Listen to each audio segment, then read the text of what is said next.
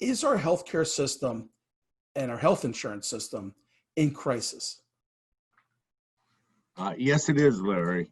And I think it starts with, as you said, the employment-based system, which is 160 million people today. That's roughly 1 out of every 2 Americans that gets their health care through their employer, or they're dependent of somebody who gets health care through their employer. And as you said, 40 million of those folks are now out of work. And that really raises a lot of question about what will happen to what we call ESI, employer-sponsored insurance. There are strategies for continuing to maintain the employment-based system, even in the face of that high unemployment.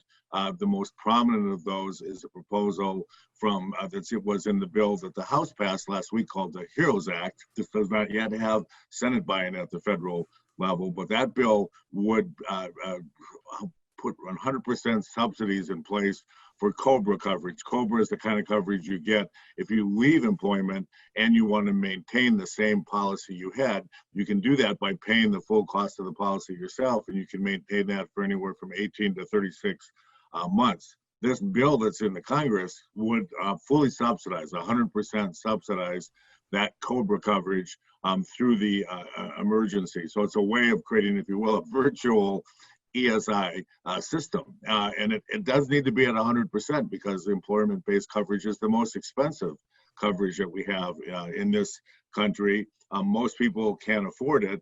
Back in 2009, they also subsidized COBRA coverage as part of that stimulus package with the 2009 recession.